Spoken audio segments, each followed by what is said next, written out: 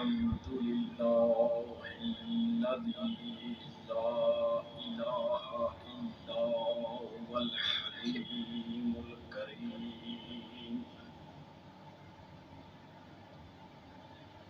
والدائم في ملكه القائم في عزه المطاع في سلطانه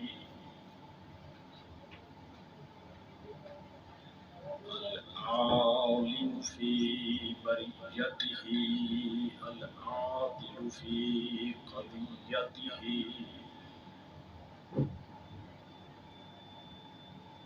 والصلاة والسلام على طبيب نفوسنا وشفيع ذنوبنا سيدنا ومولانا أبي القاسم محمد اللهم صل على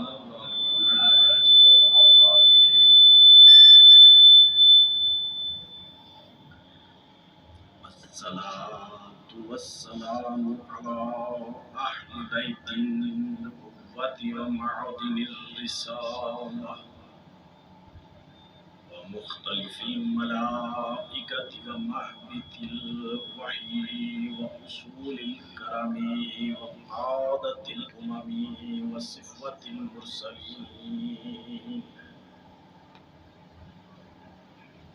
ولعنة الله على أعدائهم أجمعين. صلوات اللهم صل على محمد وآل محمد وعجل فرجهم.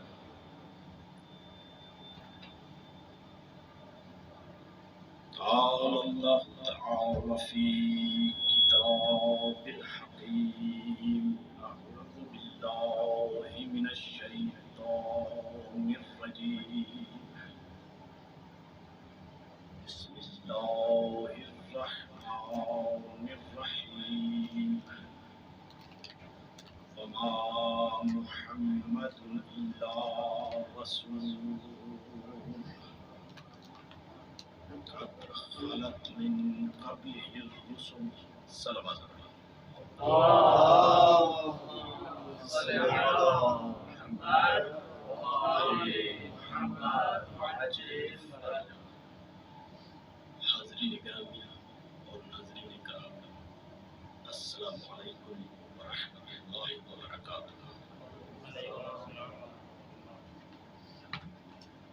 حمد و ثنا ہے اس پروردگار عالم کے لیے کہ جس نے ہر زمانے میں ہر دور میں ہر منطقے میں اور ہر علاقے میں انبیاء بھیجے، ہادی بھیجے اور مرسلین بھیجے. اور آپ کی توجہ یہاں پر متمرکز کرانا چاہوں گا کہ اس نے ہر قوم میں نبی بھیجے، ہر قبیلے میں ہادی بھیجے، لیکن اس کے بھیجے ہوئے کسی بھی نبی یا کسی بھی رسول نے قوم پرستی یا قبیلہ پرستی کی دعوت نہیں دی. وہ مختلف اقوام میں آئے، مختلف قبائل میں آئے، انہی کے اندر کام کیا، انہی کے اندر توحید کی دعوت دی، لیکن قوم کے رنگ میں رنگے نہیں گئی. انہوں نے کسی بھی قبیلے کے رنگ کو قبول نہیں کیا، بلکہ اقوام کے اوپر اور قبائل کے اوپر الہی رنگ چڑھا دیا. پوری تاریخ بشریت میں کوئی نبی ایسا نہیں آیا، کوئی رسول ایسا نہیں آیا کہ جس نے لوگوں کو کسی قومیت کی طرف دعوت دی. جب یہ طے ہو گیا کہ اس کا بھیجا ہوا ہر ہادی، ہر نبی لوگوں کو قومیت سے توحید کی طرف دعوت دیتا رہا، تو پھر کسی بھی ایسے شخص کے لیے یہ مناسب نہیں کہ جو توحید کا مبلغ بھی ہو اور قومیت کے رنگ میں بھی ہو۔ اس نے جتنے ہادی بھیجے، جتنے مرسلین بھیجے، وہ اس لیے آئے کہ انسان اپنے ان بنائے ہوئے خداؤں کے سامنے سے اپنا سر اٹھائے اور اس وحدہ لا شریک کی بارگاہ میں اپنا سر رکھ دے۔ اور یہ ہر زمانے کے اشرافیہ کی چال رہی ہے، ہر زمانے کے زور آوروں کی سازش رہی ہے کہ وہ مخلوق کے خدا کو یہ باور کراتے رہے کہ ہم برتر ہیں تم کمتر ہو، ہم اعلیٰ ہیں تم ادنا ہو، ہم بلند ہیں تم پست ہو۔ تمہیں اللہ نے ہماری خدمت کے لیے خلق کیا ہے، اور تاریخ بشریت کا ایک تلخ سچ یہ ہے کہ ہر زمانے کے مستضعف یہ یقین کر لیتے رہے،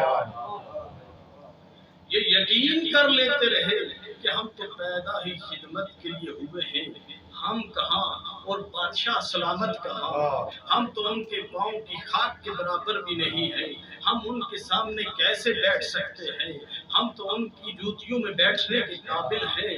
تو اللہ نے کبھی بھی ہادیوں کو زور آوروں میں نہیں بھیجا، اشرافیہ میں نہیں بھیجا، انہی میں بھیجا جو اپنی خودی کو فراموش کر چکے تھے، اور ان کے درمیان اس لیے بھیجا کہ انہیں اشرافیہ کے قدموں سے اٹھاؤ اور انہیں بتاؤ کہ تمہارا بھی وہی مقام ہے جو ان کا ہے۔ اس لیے کہ خالق نے تم سب کو برابر اور مساوی خلق کیا ہے، اس نے اپنی توحید کی طرف انسان کو اس لیے بلایا کہ انسان کے سارے مسائل کا حل اسی کی پرستش میں ہے۔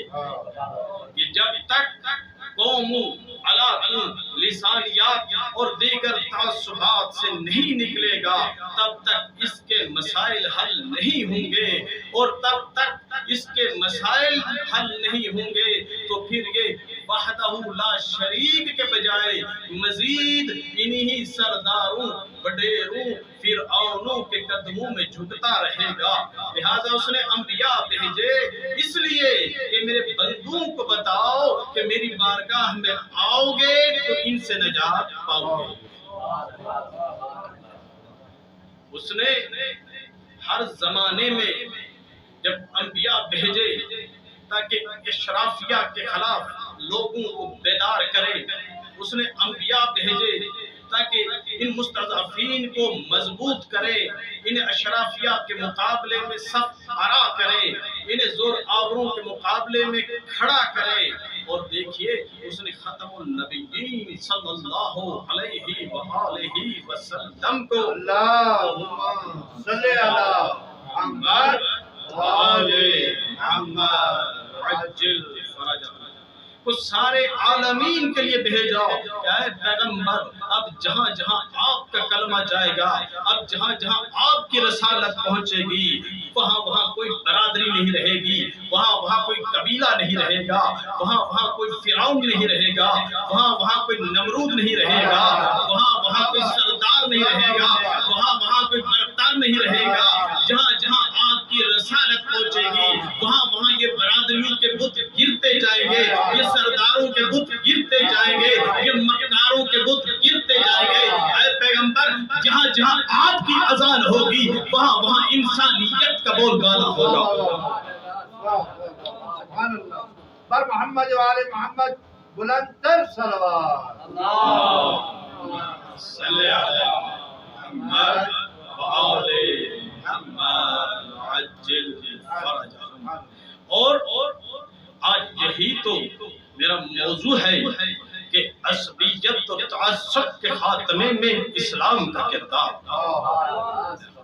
اے پیغمبر جہاں جہاں رسالت جائے گی وہاں سارے تعصبات مٹ جائیں گے، سارے فاصلے ختم ہو جائیں گے، انسان آپس میں بھائی بن جائیں گے۔ لیکن دیکھیے زمانے کی ستم ظریفی، دیکھیے دنیا کا ظلم کہ جس طرح وہ علی جو ساری زندگی توحید کی بالادستی کے لیے لڑتے رہے، انہی کا نام لے کر شرک شروع کیا گیا، اسی طرح دنیا والوں نے پیغمبر اسلام پر بھی نسل پرستی کا الزام لگا دیا۔ کہنے لگے کہ پیغمبر اسلام صلی اللہ علیہ وآلہ وسلم نے تو اپنے جد جناب ہاشم کی جنگ لڑی ہے۔ وہ جو لڑائی ظہور اسلام سے پہلے ہاشم اور عبد الشمس کے درمیان تھی، یعنی عبد الشمس امیہ انہیں کہا جاتا ہے، عبد الشمس اور ہاشم کے درمیان جو لڑائی نفرت اور کینہ تھا، پیغمبر اسلام نے اسلام کے لبادے میں وہی جنگ لڑی ہے۔ آپ نے بنو امیہ پر بنی ہاشم کی فضیلت اور برتری کی جنگ لڑی ہے۔ وہ جو ہے یہ نظریہ اپنے سینوں میں رکھ کر، یہ نظریہ اپنے سینوں میں رکھ کر یہ بات آگے پہنچائی گئی اور اسے ایک باقاعدہ تھیریوں میں ڈھال کر بیان کیا گیا کہ دیکھیے کربلا کی جنگ یہ کوئی حق اور باطل کا معرکہ نہیں تھا، بلکہ دو شہزادوں کی لڑائی تھی۔ ایک بنو ہاشم کا شہزادہ تھا، ایک بنو امیہ کا شہزادہ تھا۔ بس یزید کے چہرے پر نقاب ڈالنے کے لیے پیغمبر اسلام کی رسالت کو بھی زیر سوال لایا گیا۔ کہا گیا نہیں، پیغمبر اسلام تو کوئی اسلام والی ایسی بات نہیں تھی، بات یہ تھی بنو امیہ اور بنو ہاشم کے درمیان کی جنگ تھی۔ پیغمبر چاہتے تھے بنو ہاشم کو فضیلت ہو جائے بنو امیہ پر، چنانچہ یہ ساری جنگیں دراصل بنو امیہ کے خلاف تھی۔ اسی لیے ادھر محمد مصطفیٰ تھے، ادھر ابو سفیان تھا، ادھر علی اور حسن تھے، ادھر معاویہ تھا، ادھر یزید تھا، ادھر حسین تھا۔ تو آپ دیکھیے ایک طرف بنو ہاشم ہے، دوسری طرف بنو امیہ ہے، تو گویا یہ دو خاندانوں کی جنگ تھی۔ وہ جو ہے ایک عام آدمی، ایک سیدھا سادہ مسلمان جو ریسرچ نہیں کرتا، جو تحقیق نہیں کرتا، وہ اس پروپیگنڈے سے متاثر ہو سکتا ہے۔ اور اسلام اس پروپیگنڈے کے شدید خلاف ہے اور اسلام نے شدید مذمت کی ہے لسانیت کی، عصبیت کی، تعصب کی، آباء و اجداد کی اندھی تقلید کی۔ اللہ نے ہادی بھیجے قوم نمرود کی طرف، قوم عاد کی طرف، قوم سمود کی طرف، بنی اسرائیل کی طرف، اہل مکہ میں پیغمبر اسلام کو بھیجا۔ یہ جتنے بھی پیغمبر آئے ان کے سامنے ہمیشہ ایک بڑی رکاوٹ جہالت نہیں رہی۔ کبھی بھی انبیاء کے سامنے جہالت بڑی رکاوٹ نہیں رہی، اس لیے کہ جب علم آتا ہے تو جہالت چلی جاتی ہے، لیکن جہاں تعصب ہو وہاں علم آنے کے بعد بھی جہالت نہیں جاتی۔ تو یہ تعصب دو طرح کا ہے، ایک ممدوح ہے، ایک اچھا ہے کہ ہر انسان اپنے علاقے سے، اپنی قوم سے، اپنے خاندان سے محبت کرتا ہے، اپنے خاندان پر، اپنی قوم پر قربان ہو جاتا ہے۔ لیکن یہ تعصب اس وقت مذموم ہے کہ جب کوئی انسان اپنی قوم کے، اپنے عقیدے کے برے لوگوں کو دوسری قوم کے اچھے لوگوں پر اس لیے ترجیح دے کہ وہ میری قوم کے نہیں ہیں۔ اور جو ہے یہ تعصب اس وقت برا ہے کہ جب انسان بغیر دلیل کے اپنی بات پر ڈٹ جائے اور بغیر دلیل کے دوسرے کی بات کو رد کر دے، اس وقت یہ تعصب مذموم ہے۔ اب اللہ نے پیغمبر اسلام کو اہل مکہ میں بھیجا، پیغمبر اسلام نے وہاں تبلیغ کی، ہمارا یہ عقیدہ ہے کہ والذی بعث فی الامیین رسولا منہم یتلو علیہم آیاتہ ویزکیہم ویعلمہم الکتاب والحکمہ وان کانوا من قبل لفی ضلال مبین، کہ پیغمبر سے پہلے گمراہی ہی گمراہی تھی، پیغمبر آئے انہیں کتاب کی تعلیم دی، ان کا تزکیہ نفس کیا، انہیں حکمت کی تعلیم دی، لیکن ہمارے اس عقیدے پر ہم قائم ہیں۔ اس تعلیم کے وقت، اس تربیت کے وقت، اس تزکیے کے وقت پیغمبر کے سامنے ہرگز ہاشمی اور اموی کا کوئی فرق نہیں تھا، عربی اور اجمی کی کوئی تفریق نہیں تھی، پیغمبر کا ابر کرم سب کے لیے برابر برستا۔ یہ ہر کسی کی اپنی اپنی صلاحیت ہوتی ہے۔ دیکھیے آسمان سے جب باران کا نزول ہوتا ہے تو وہ ایک ہی پودے پر پڑتی ہے، اسی پودے سے پھول بھی اگتا ہے اور کانٹا بھی اگتا ہے۔ پیغمبر اسلام کی بزم میں ابر رحمت کا نزول مساوی ہوتا تھا، کوئی عربی ہو، کوئی عجمی ہو، کوئی ہندی ہو، کوئی کہیں کا ہو، کوئی ایران کا ہو، کوئی شام کا ہو، کوئی قریشی ہو، کوئی حبشی ہو، کوئی اموی ہو، کوئی عباسی ہو، پیغمبر کو ان چیزوں سے غرض نہیں تھی، یہ اپنی اپنی ظرفیت تھی۔ کوئی شقی بنا، کوئی شقی بنا، کوئی رحیم بنا، کوئی بے زر تھا تو ابو ذر بنا، کوئی رہزن تھا تو رہبر بنا، اور کوئی اس کے برعکس ہو گیا۔ تو اس کا الزام پیغمبر اسلام کو نہیں دیا جا سکتا۔ اور اب میں یہاں پر یہ کہنا چاہوں گا کہ آئیے آپ قرآن مجید سے فیصلہ لے لیجئے۔ قرآن اللہ کی آخری کتاب ہے، اس کے ہر حرف پر، ہر آیت پر، ہر لفظ پر، ہر کلمے پر خدا کا پہرا ہے، اس میں کسی قسم کی کوئی تحریف نہیں ہوئی۔ یہ قرآن کہتا ہے من یطیع الرسول فقد اطاع اللہ، جس نے رسول کی اطاعت کی اس نے اللہ کی اطاعت کی۔ تو یہ نہیں کہا کہ یہ رسول جو ہے یہ فقط بنو ہاشم کے لیے ہے، وہ اس کی اطاعت کرے، نہیں، وما ارسلناک الا رحمت للعالمین، یہ عالمین کے لیے ہے، پورے عالمین میں جو اس کی اطاعت کرے گا وہ اللہ کی اطاعت کرے گا۔ قرآن یہ نہیں کہہ رہا کہ جو ہاشمی ہوگا، جو قریشی ہوگا وہی جو ہے اللہ کی اطاعت کرے گا، نہیں، قرآن کا اعلان عام ہے، پورے عالمین کے لیے ہے، پورے عالمین کے لیے ہے کہ جو اس کی اطاعت کرے گا اسی نے اللہ کی اطاعت کی۔ اور قرآن اس اطاعت میں اتنا محتاط ہے کہ قرآن یہ بھی اجازت نہیں دیتا کہ لوگ پیغمبر اسلام حضرت محمد رسول اللہ صلی اللہ علیہ وآلہ وسلم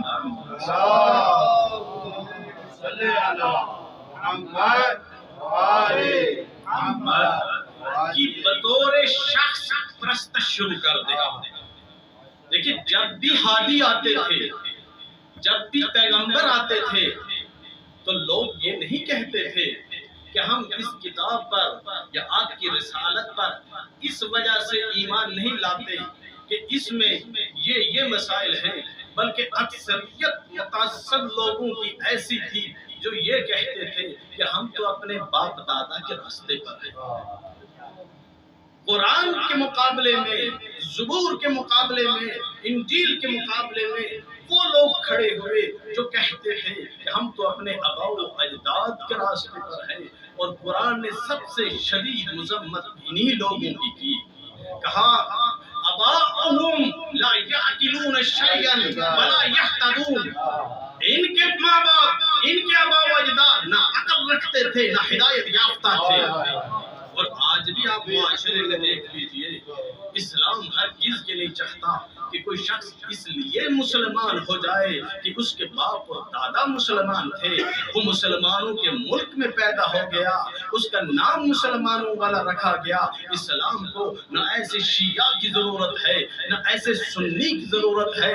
اسلام تو یہ چاہتا ہے کہ تحقیق کرو، تحقیق کرو، تحقیق کرو، سوال کرو، سوال کرو، پوچھو، پوچھو، جانو، سمجھو۔ حتیٰ کہ اسلام تو یہ کہتا ہے کہ اللہ کی عبادت بھی تم سے تب مطلوب ہے جب بالغ ہو جاؤ اور اس کو پہچان سکو۔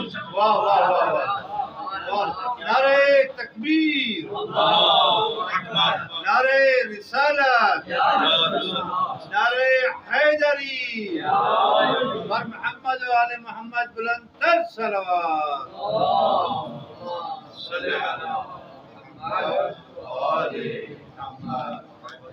ماشاءاللہ ماشاءاللہ۔ اسلام کو ایسا مسلمان نہیں چاہیے کہ جو فقط اس لیے مسلمان ہو، مسلمانوں کے ملک میں پیدا ہو گیا ہے، مسلمانوں کے گھر میں پیدا ہو گیا ہے، اس کے بہن بھائی مسلمان ہیں، اس کے عزیز و اقارب مسلمان ہیں، بس یہ بھی مسلمان ہو گیا ہے۔ نہیں، اسلام عددی اکثریت پر یقین نہیں رکھتا، اسلام انسان کی نجات پر یقین رکھتا ہے۔ سبحان اللہ، سبحان اللہ، واہ واہ واہ۔ اسلام یہ نہیں چاہتا کہ لوگ اس پر خوش ہو جائیں کہ مسلمانوں کی تعداد بڑھ رہی ہے، مسلمانوں کی آبادی میں اضافہ ہو رہا ہے۔ اسلام تو یہ دیکھنا چاہتا ہے کہ مسلمانوں کے شعور میں اضافہ ہو۔ واہ واہ واہ واہ واہ واہ۔ چنانچہ اسلام نے صاف اور صریحاً کہا کہ خبردار شخصیت پرستی میں نہ چلے جانا، آباء و اجداد کی وجہ سے مسلمان نہ بن جانا۔ وما محمد الا رسول، یہ محمد شخص نہیں ہے، محمد فرد نہیں ہے، محمد عام لیڈر نہیں ہے کہ آپ محمد کی وجہ سے مسلمان ہو جاؤ۔ وما محمد، محمد کسی کے باپ نہیں ہے، محمد کسی کے نانا نہیں ہے، محمد کسی کے سسر نہیں ہے، محمد کسی کے داماد نہیں ہے، محمد کسی کے بھائی نہیں ہے، محمد کسی کے بیٹے نہیں ہے، محمد کسی کے بھتیجے نہیں ہے۔ وما محمد الا رسول، محمد ابو طالب کے بھی رسول ہے، محمد علی کے بھی رسول ہے، محمد فاطمہ کے بھی رسول ہے، محمد حسنین کے بھی رسول ہے۔ نہیں توجہ میری طرف ہے، محمد مالکیوں کے بھی رسول ہے، محمد حنفیوں کے بھی رسول ہے، محمد شافعیوں کے بھی رسول ہے، محمد جعفریوں کے بھی رسول ہے۔ وما محمد الا رسول، محمد سب کے رسول ہے۔ اگر مانتے ہو محمد سب کے رسول ہے، محمد سب کے رسول ہے، محمد سب کے رسول ہے، مانتے ہو تو پھر ماننا پڑے گا کہ مدینے کی گلیوں میں یہ محمد کے کاندھوں پر حسنین سوار نہیں تھے، یہ نانا کے کاندھوں پر نواسہ نہیں تھے، یہ رسول کے کاندھوں پر حسنین تھے۔ سبحان اللہ، سبحان اللہ۔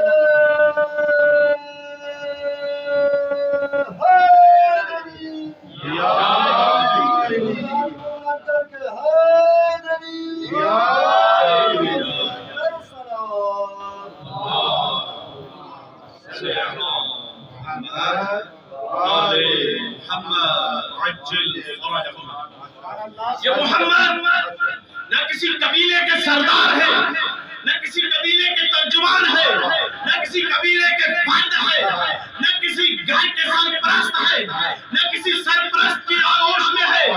یہ محمد اگر مانتے ہو سب کے رسول ہے تو پھر آپ کو ماننا پڑے گا کہ ابو طالب نے نکاح بھتیجے کا نہیں پڑھایا، رسول کا پڑھایا۔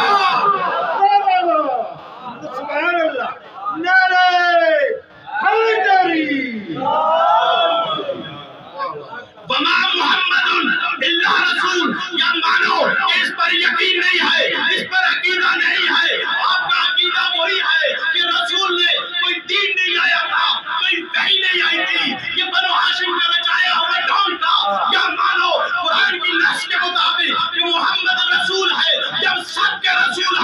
پھر تمہیں ماننا پڑے گا کہ میدان غدیر میں دوست نے نہیں کہا تھا من کون تو مولا فہذا علی مولا، رسول نے کہا تھا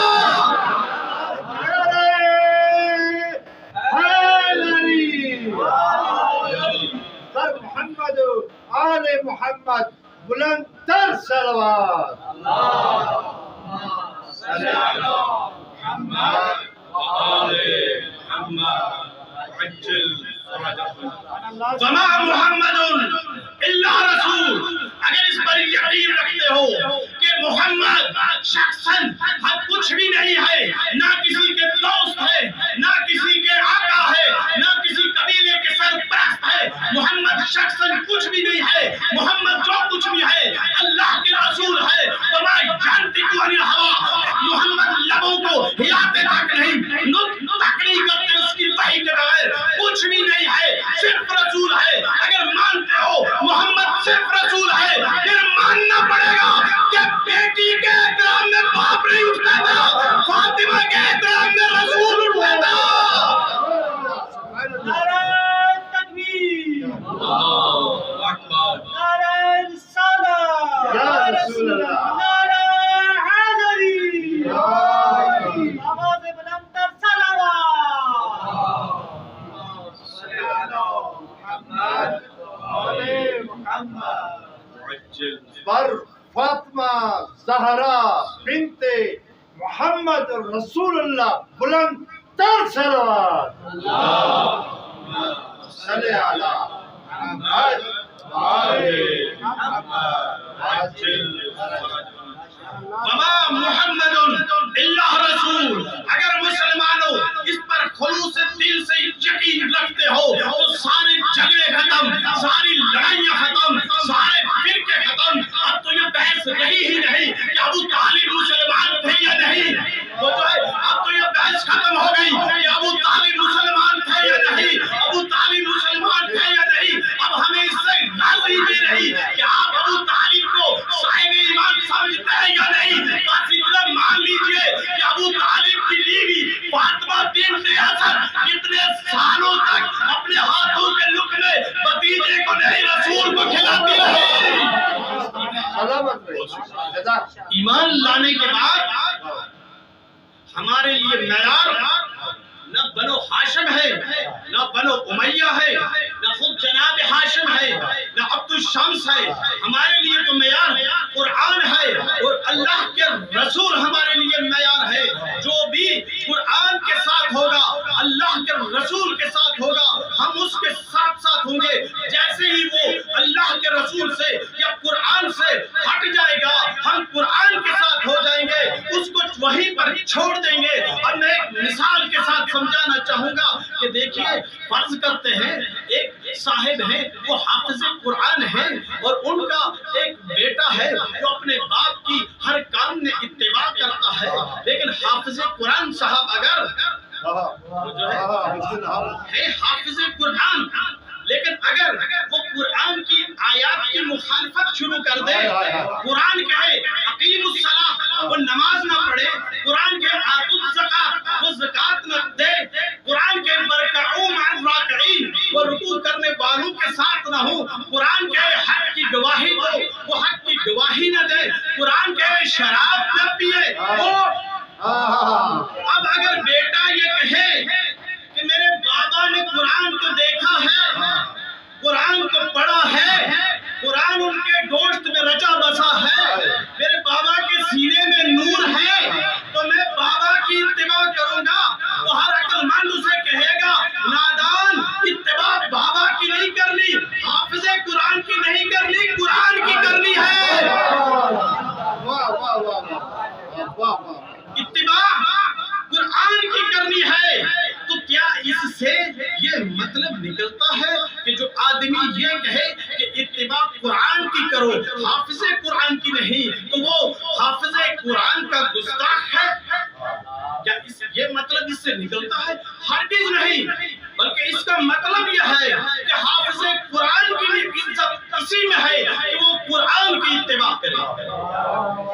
بس جیسے رسول کے خلاف یہ پروپیگنڈا کیا گیا کہ رسول نسل پرستی کر رہے ہیں، رسول جناب ہاشم کی جنگ لڑ رہے ہیں، ویسے ہی یہ پروپیگنڈا بھی کیا گیا کہ مسلمانوں میں سے بعض لوگ اصحاب کرام کی عزت نہیں کرتے۔ ہم اپنا عقیدہ بیان کر رہے ہیں کہ اصحاب کی عزت جو نہ کرے اس کی اپنی عزت خطرے میں ہے، اس کی اپنی عزت کا کوئی اعتبار نہیں، اس کی اپنی عزت کہاں سے آئی؟ ہم صحابہ کرام کی عزت کرتے ہیں، کیوں؟ اس لیے کہ وہ رسول کے ساتھی ہے، وہ رسول کی بس میں بیٹھے، انہوں نے رسول کے ساتھ جنگیں لڑی، وہ رسول کے محافظ رہے، وہ رسول کے مدافع رہے، وہ رسول کے تابع رہے، وہ رسول کے غلام رہے۔ اب ثابت کریں کہ کسی صحابی نے کبھی یہ دعویٰ کیا ہو کہ میری اتباع کرو تو جنت میں جاؤ گے؟ صحابی کی اتباع سے جنت نہیں۔ آپ ثابت کریں کہ کسی صحابی نے اپنی اتباع کا دعویٰ کیا ہو، اپنی اتباع کے ذریعے جنت کا دعویٰ کیا ہو، تو جو دعویٰ صحابہ نے نہیں کیا وہ آپ ہم سے کر رہے ہیں۔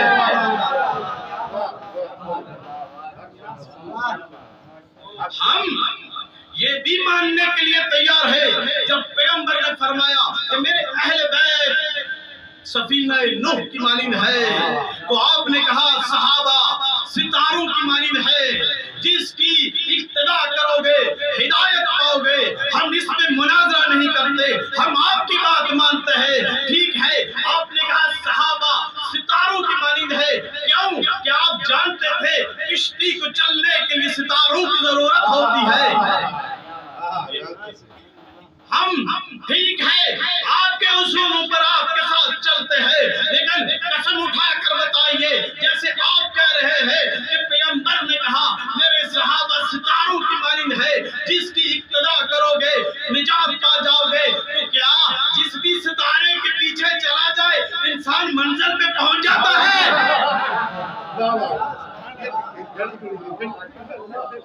کیا انسان جس بھی ستارے کے پیچھے چلے وہ منزل پر پہنچ جائے گا؟ ہم پھر بھی مانتے ہیں اور ہم بھی کہتے ہیں، بلکہ آپ سے بڑھ کر کہتے ہیں کہ پیغمبر کے صحابہ ستاروں کی مانند ہے، اس میں کوئی شک ہی نہیں۔ پیغمبر کے صحابہ کے ساتھ ساتھ چلے اور اسی میں نجات ہے، لیکن کب تک؟ جب پیغمبر کے صحابہ خود پیغمبر کی اتباع کر رہے ہوں۔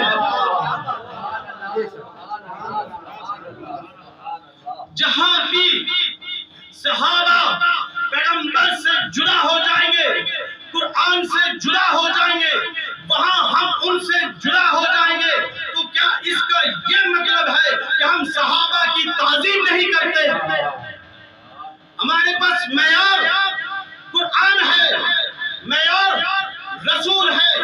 کبھی رسول نے کسی ایک صحابی کے بارے میں کہا ہو کہ میرے بعد یہ میرا وصی ہے، میرا جانشین ہے، یہ میرا خلیفہ ہے، یہ آپ کا امام ہے، اس کی اتباع کرو، اور ہم نے اس کی اتباع نہ کی ہو تو پھر ہمیں بتائے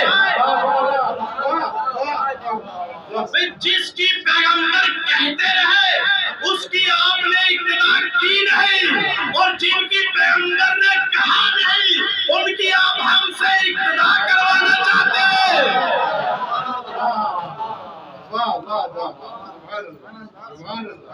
اور یہ صرف ہم ہی نہیں کہتے ہیں، آئیے خود صحابہ کرام سے پوچھ لیجیے۔ آپ کہتے ہیں کہ جس نے بھی پیغمبر کو دیکھا اور اس نے کلمہ پڑھا ہوا ہے تو وہ جنتی ہے، اس کی اتباع کرے، تو پھر اپنی بات پر قائم رہیے۔ ہم ہمیشہ آپ کے اصولوں کے ساتھ ساتھ چلتے ہیں اور آپ کے سامنے کھڑے ہو کر آپ سے بات کرتے ہیں، ٹھیک ہے۔ حیات پیغمبر میں صدر اسلام میں آ جائیے، عبداللہ ابن ابی کلمہ بھی پڑھا ہوا تھا اور پیغمبر کے ساتھ بھی رہتا تھا، کیا صحابہ اس کی اتباع کرتے تھے یا رسول کی کرتے تھے؟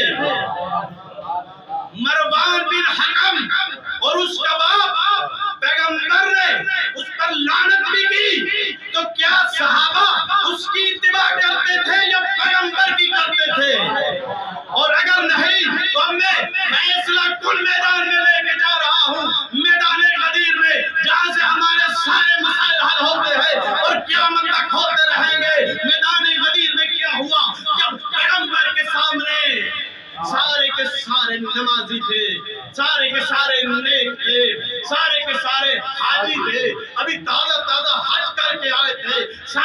سارے مومن تھے، کلمہ گو تھے، صاحب ایمان تھے، متقی تھے، صحابی تھے، اصحاب تھے، سب کے ساتھ تھے۔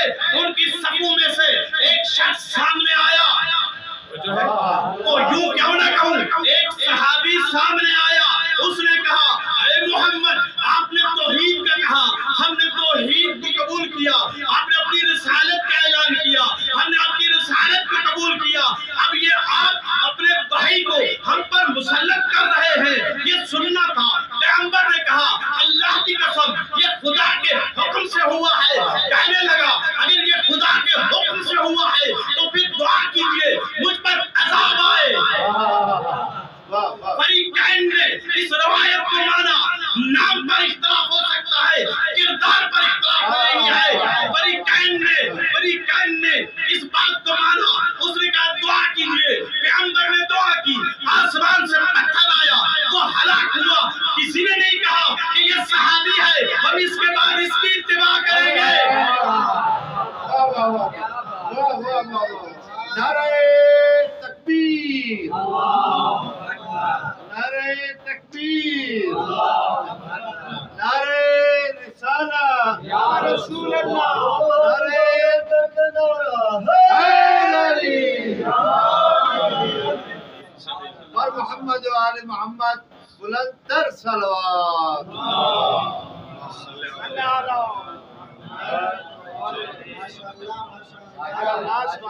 اپنے عقائد اس لیے ہم بیان کر رہے ہیں کہ آج پاکستان میں خفیہ طور پر بل لائے جا رہے ہیں، آرڈیننس لائے جا رہے ہیں، نصاب تعلیم میں تبدیلیاں کی جا رہی ہیں۔ کیوں کہ لوگوں کو کہو فلاں تو زبردستی رضی اللہ کہے، بھئی ہم سب کو رضی اللہ کہتے ہیں، لیکن اس وقت تک جب تک رسول کے مطیع اور فرما بردار ہے، جب رسول کے مطیع اور فرما بردار نہیں رہے، اس کے بعد ہم کسی کے احترام کے پابند نہیں ہیں۔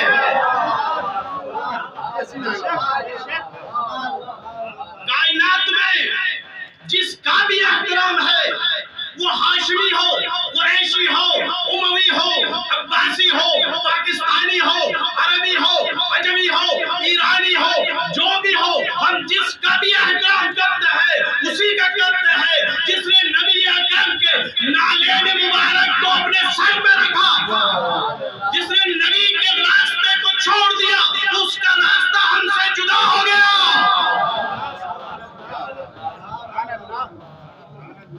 اور میں پھر ایک قدم آگے چلتا ہوں کہ یہ ہم ہی نہیں کہتے، یہ قرآن ہی نہیں کہتا کہ رسول کی اطاعت کرو، یہ صرف صحابہ کرام ہی نہیں کہتے، بلکہ ام المومنین حضرت عائشہ کا بھی یہی فیصلہ ہے۔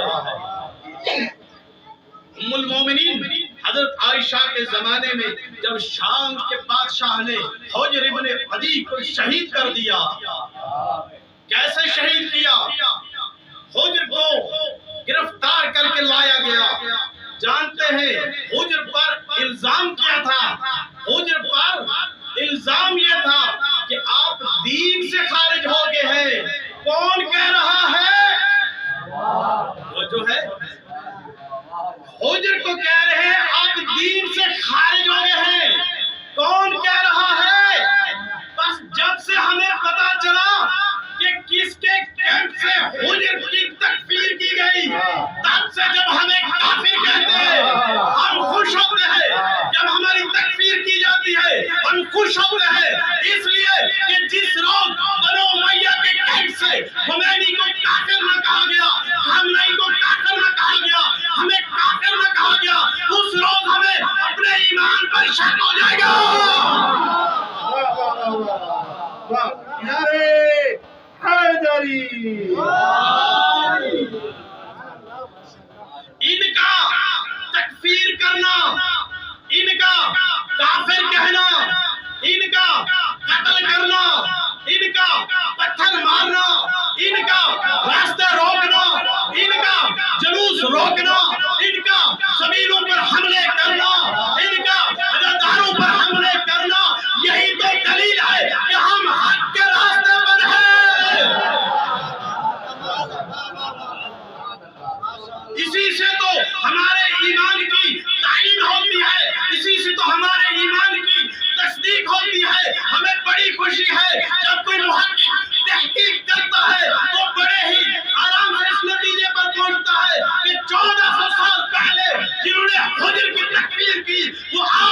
شیعہ نے علی کی بھی تکفیر کرتا ہے، علی کے باپ کی بھی تکفیر کرتا ہے۔ بس 1400 سال پہلے پیغمبر اسلام نے فتح مکہ کے موقع پر کفر کے جس مورچے کو گرایا تھا، اس کے بچے ہوئے مفتی ابھی تک موجود ہیں۔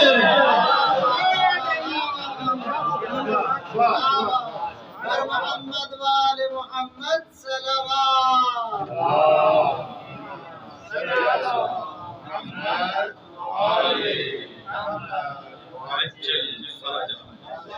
جب حجر کو پکڑ کر لائے، یہ حجر کون ہے؟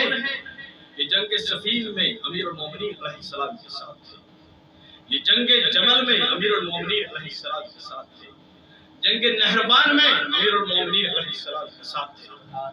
لیکن جب امام حسن علیہ السلام کا زمانہ آیا تو انہوں نے امام علیہ السلام سے موافقت کرنے سے پہلے بحث کی۔ نتیجہ یہ ہے کہ حجر شخص پرست نہیں تھے، شخصیت پرست نہیں تھے، امام سے مذاکرات کیے، اور جب حقائق سمجھے خیمے سے نکلے تو امام علیہ السلام کے مرید معتقد اور مکمل مقلد تھے، اور اس کے بعد رہے۔ عرض یہ کر رہا ہوں کہ علی کے نام پر کہتا ہی وہی ہے جو حق پرست ہوتا ہے، شخصیت پرست نہیں ہوتا۔ حجر نے اختلاف کیا، ہم آج بھی سراہ رہے ہیں، اس لیے کہ اس نے حق کو پہچانا، پھر امام کی اتباع کی، اور یہی تو ہم کہہ رہے ہیں سب سے کہ حق کو پہچانو، پھر تمہیں امام حق کی سمجھ آئے گی۔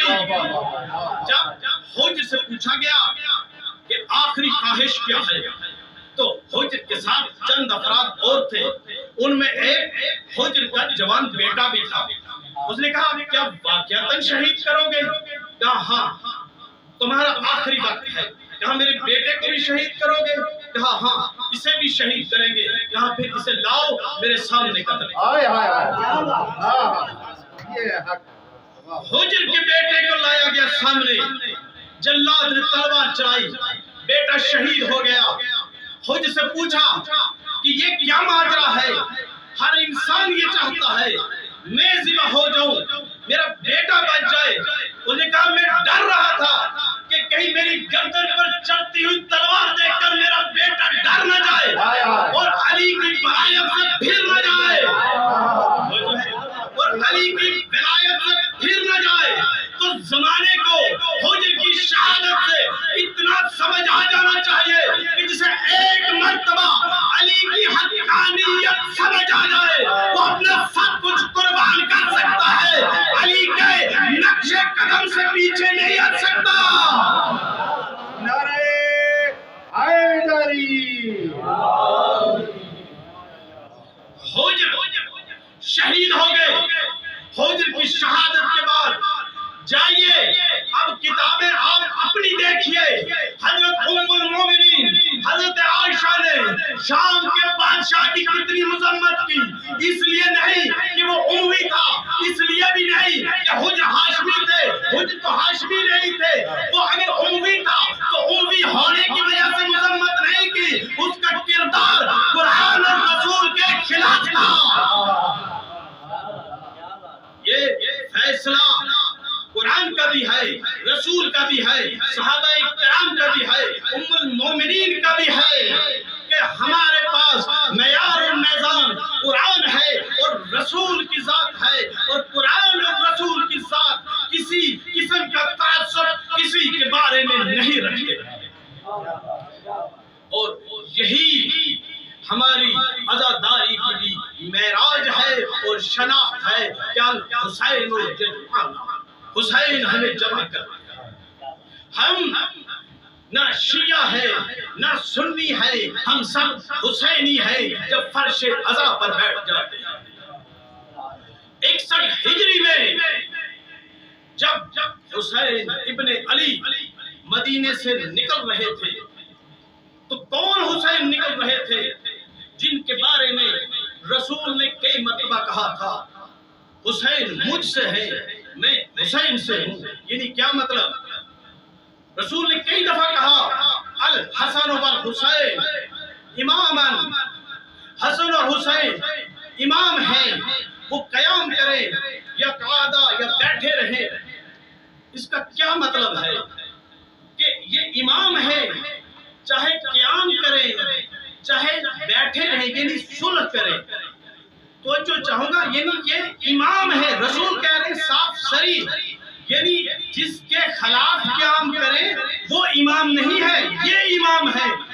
جس سے صلح کریں وہ امام نہیں ہے، یہ امام ہے.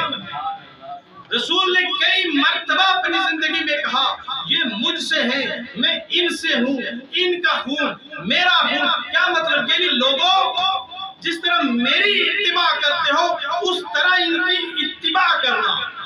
یہ امام ہے تمہارے. رسول بتا کر گئے، رسول زانوں پر بٹھا کر دکھا کر گئے. اب 61 ہجری میں جب حسین مدینے سے نکل رہے تھے، اذانیں ہو رہی تھیں، امام کے بغیر نمازیں ہو رہی تھی، امام کے بغیر حج ہو گئے، امام کے بغیر کس امام کے بغیر؟ جس کا رسول نے بتایا تھا کہ لوگوں یہ امام ہے. تعصب کون کر رہا ہے؟ اب یہ دیکھیے کہ رسول جو کہہ رہے ہیں حسن اور حسین میرے جنت کے سردار ہیں، کیونکہ ان کے نقش قدم پر چلو گے تو جنت پاؤ گے.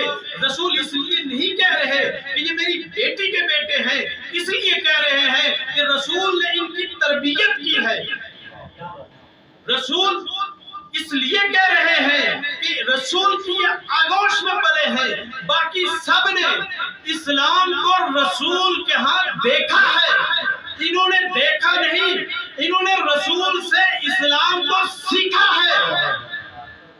دیکھنے والے میں اور سیکھنے والے میں فرق ہوتا ہے. اب دیکھیے جب ڈاکٹر آپریشن کرتا ہے تو اس کے ساتھ دو طرح کے لوگ ہوتے ہیں. کچھ دیکھ رہے ہوتے ہیں جو کینچی لاتا ہے، دھاگا لاتا ہے، سوئی لاتا ہے، اور کچھ ساتھ ہوتے ہیں جو سیکھ رہے ہوتے ہیں. جب کمرے سے باہر آتے ہیں تو جس نے سیکھنا ہوتا ہے وہ دیکھنے والے سے نہیں سیکھتا، سیکھنے والے سے سیکھتا ہے. پیغمبر ساری عمر حسین اور حسن کے بارے میں بتاتے رہے کہ میرے بعد ان سے دین سیکھنا، یہ تمہارے امام ہیں، ان کے نقش قدم پر چلنا. اب جب حسین نکلے تو لوگوں نے ان سے نہیں سیکھا بلکہ ان سے سیکھا جنہوں نے دیکھا تھا. چنانچہ حسین کے مزاج میں اور ان کے مزاج میں زمین سے آسمان تک کا فرق ہے. جس زمانے میں وہ لوگ زندہ رہنے کی کوشش کر رہے ہیں اس زمانے میں حسین مر جانے کو ترجیح دے رہے ہیں. یہ فرق ہے اسلام دیکھنے والوں اور اسلام سیکھنے والوں. حسین اسلام کو بچانے کے لیے اور اس سازش کو بے نقاب کرنے کے لیے کہ میرے نانا پر جو وحی آئی تھی وہ برحق تھی. اسلام اللہ کا سچا دین ہے، قرآن اللہ کی سچی کتاب ہے.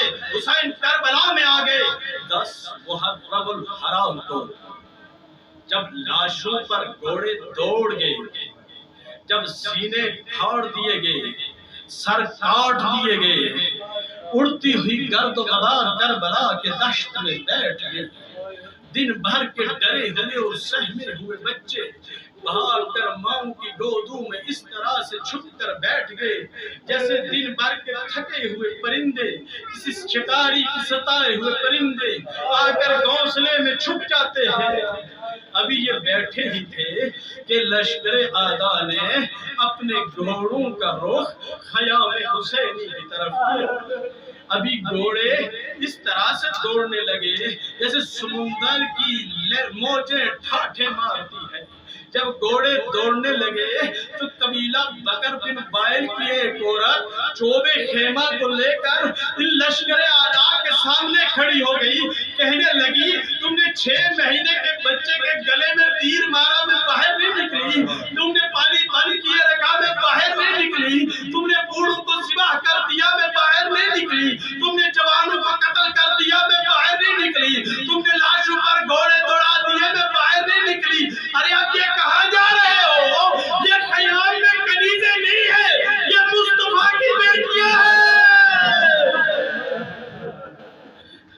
عزادارو ہو گئی شام غریبہ کربلا کے دشت میں علی کی بیٹی نے شام غریبہ خیموں کی جلی ہوئی راکھ پر بیٹھ کر گزاری علی کی بیٹی ساری رات صدائیں دیتی رہی اپنے بابا کو اپنی ماں کو اپنے عباس کو اپنے قاسم کو اپنے علی اکبر کو پوری رات اور بعض کتاب والوں نے لکھا رات کے کسی پہر رباب چیخ کر اٹھی زینب نے پوچھا کیا ہوا کہنے لگی میرا علی اصغر اس دشت میں اس تاریکی میں تنہا ہے اور ہو گئی صبح بعض روایات کے مطابق 11 محرم کو جب اس قافلے کو رسیاں پہنائی گئی اب میں یہ بیان نہیں کر سکتا کہ کیسے پہنائی گئی بس یہ بیان کروں گا جب یہ قافلہ مقتل سے گزرنے لگا تو کسی نے بیویوں کو اونٹوں سے نہیں اتارا ہاتھ بندھے ہوئے تھے بیویاں اونٹوں سے گرنا شروع ہو گئی اس کے بعد اللہ جانے ماؤں نے اپنے بچوں کو تیروں کے نیچے سے کیسے نکالا تلواروں کے نیچے سے کیسے نکالا ٹوٹے ہوئے نیزوں کے نیچے سے کیسے نکالا خدا جانے بہنوں نے اپنے بھائیوں کو کیسے پہچانا یہ بیمار شدہ لاشوں پر ہر طرف کریا شروع ہو گیا راوی کہتا ہے میرے دیکھا مقتل پہ ہر لاش کے سرحانے کریا ہو رہا تھا ہر لاش پر کوئی بیوی رو رہی تھی لیکن ایک جوڑی ایسی تھی 2 بچے ایسے تھے ان پر رونے والا کوئی نہیں تھا وہ کہتا ہے میں آگے بڑھا میں نے ایک بیوی سے پوچھا بیوی ان بچوں کی ماں مر گئی ہے ان بچوں پر کوئی رونے والا کیوں نہیں کہا نہیں یہ مجھے زینب کے بچے ہیں کہا بیوی تو روتی کیوں نہیں کہا میں نے حسین کے لیے اکبر پہ قربان کر دیے عزادارو بس اب کچھ ہی دیر گزری تھی کہ لشکر اعداء نے یہ اعلان کیا کہ بیویوں کو دوبارہ سوار کرایا جائے اب بڑا قیامت خیز منظر تھا کون ہے جو ماں کو بچوں کی لاشوں سے جدا کرے کون ہے جو بہنوں کو بھائیوں کی لاشوں سے جدا کرے بڑا ہی کربناک منظر تھا تو بس کیا ہوا ظالموں نے تازیانے برسانے شروع کیے جتنے تازیانے برسا سکتے تھے برسا لیے بیویوں کو سوار کر دیا لیکن کون ہے جو سکینہ کو حسین کی لاش سے جدا کرے جب نہیں کر سکے تو ایک دفعہ شمر آگے بڑھا بس آگے نہیں بیان کر سکتا اس نے کیا ظلم کیا اب یہ کہوں گا کہ بیویاں سوار ہو گئی راستے میں ظالم جب